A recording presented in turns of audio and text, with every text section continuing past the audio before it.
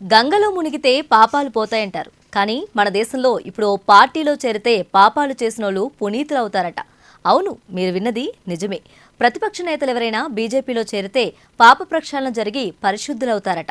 అవినీతి మరక ఎంత మొండిదైనా కాషాయ దళంలో చేరిన వెంటనే కలంకితులు కాస్త కడిగిన ముత్యంలా మారిపోతున్నారట. ఈడీ, సిబిఐ, ఐటీ దాడులు ఆగిపోతున్నాయట. ఇవేవో ఆషామాషిగా చెబుతున్న మాటలు కాదు, బీజేపీపై ప్రతిపక్షాలు విసురుతున్న బాణాలు. మరి నిజంగానే బీజేపీలో స్వచ్ఛందంగా చేరితే నేతలంతా స్వచ్ఛంగా మారిపోతున్నారా? పాలసీతో పని లేకుండా, సిద్ధాంతంతో సంబంధం లేకుండా బీజేపీ వాషింగ్ పౌడర్తో తలుక్కున మెరిసిపోతున్నారా?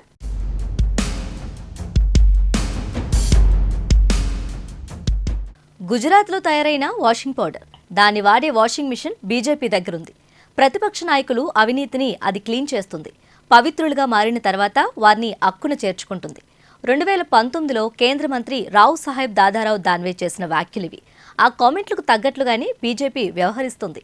ఏ రాష్ట్రంలో ఎన్నికలున్నా అక్కడ బలమైన నేతల చుట్టూ దర్యాప్తు సంస్థలు ఉచ్చుబిగుస్తున్నాయి. ప్రతిపక్ష నాయకులు, వారి సన్నిహితుల ఇండ్లలో సిబిఐ, ఈడీ, ఐటీ దాడులు జరగటం, వాటికి భయపడి మోకరిల్లిన నేతలకు బీజేపీ అభయహస్తం ఇవ్వటం కామన్ అయిపోయింది. అసోం సీఎం హిమంత బిశ్వ శర్మ నుంచి జ్యోతిరాదిత్య సింధియా వరకు, సీఎం రమేష్ నుంచి ముకుల్ రాయ్ దాకా ఇలా బీజేపీ జెండా నీడన నిలబడి సచ్చీరులుగా మారిపోయిన వారెందరో ఉన్నారు.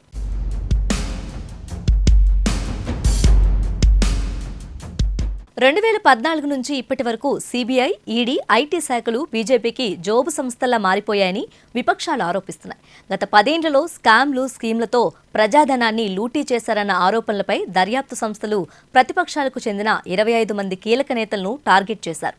వారి నివాసాల్లో సోదాలు నిర్వహించి కేసులు బుక్ చేశారు. కానీ ఆ 25 మందిలో 23 మందిపై పెట్టిన కేసులన్నీ ఇప్పుడు కోల్డ్ స్టోరేజ్కి చేరాయి. బీజేపీ నీడను చేరిన కాంగ్రెస్ మాజీ ఎంపీ జ్యోతి మిర్దా, టీడీపీ ఎంపీ సుజనా చౌదరిపై మాత్రం ఈడీ కేసులు కొనసాగుతున్నాయి. కేసులకు భయపడి ఇప్పటి వరకు బీజేపీలో చేరిన ప్రతిపక్ష పార్టీలకు చెందిన నేతల్లో 10 మంది కాంగ్రెస్ నేతలు కాగా, ఎస్సీపీ, శివసేన నుంచి చెరో 4, తృణమూల్ కాంగ్రెస్ నుంచి 3, తెలుగుదేశం పార్టీ నుంచి 2, సమాజ్వాదీ, వైసీపీకి చెందిన ఒక్కో నేత ఉన్నారు. ఈ లిస్టులోని నేతల్లో 6 2024లోనే కాషాయ కండువా కప్పుకోవడం విశేషం.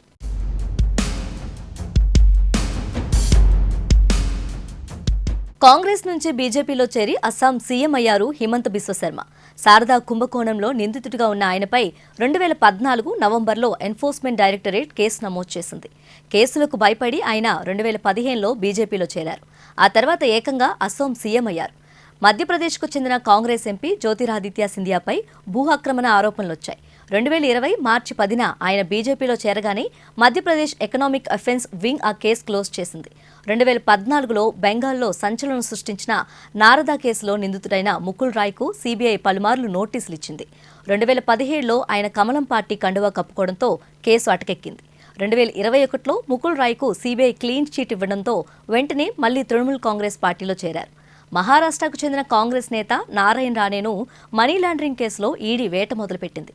2017లో బీజేపీకి అనుబంధంగా సొంత పార్టీ పెట్టుకోవడంతో సోదాలు ఆగిపోయాయి. ఆ తర్వాత ఏకంగా కేంద్ర మంత్రి అయ్యారు. చివరికి 2019లో తన పార్టీని బీజేపీలో విలీనం చేశారు.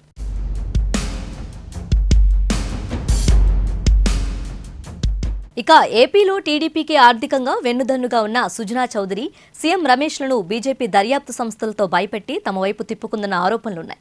2018 నవంబర్లో కేంద్ర మాజీ మంత్రి సుజనా చౌదరి ఇండ్లు, కంపెనీలపై ఈడీ దాడులు జరిగాయి. అదే ఏడాది జూన్ 2న సీబీఐ సోదాలు నిర్వహించింది. అదే నెల 20న ఢిల్లీ వెళ్లిన సుజనా చౌదరి బీజేపీ తీర్థం పుచ్చుకోవడంతో దర్యాప్తు నిలిచిపోయింది. ఇక సీఎం రమేష్ను సైతం ఐటీ, ఈడీ టార్గెట్ చేసింది. 2018 అక్టోబర్లో ఐటీ, 2019 ఏప్రిల్లో ఈడీ దాడులు జరిగాయి. దీంతో సీఎం రమేష్ సుజనా చౌదరితో కలిసి జూన్ 20న బీజేపీలో చేరి ఊపిరి పీల్చుకున్నారు.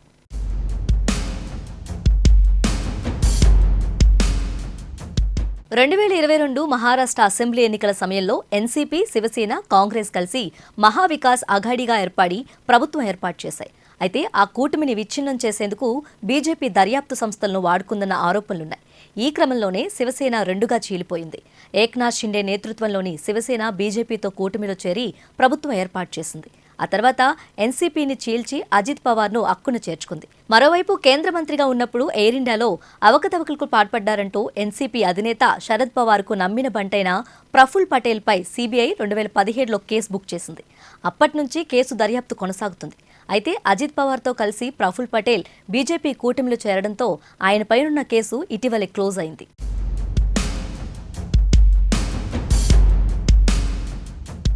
స్టీల్ టైకూన్ కాంగ్రెస్ మాజీ MP Naveen Jindal foreign exchange regulations ఉల్లంఘించారంటూ 2022లో ఆయన కంపెనీలో ఎన్ఫోర్స్మెంట్ డైరెక్టరేట్ సోదాలు నిర్వహించింది.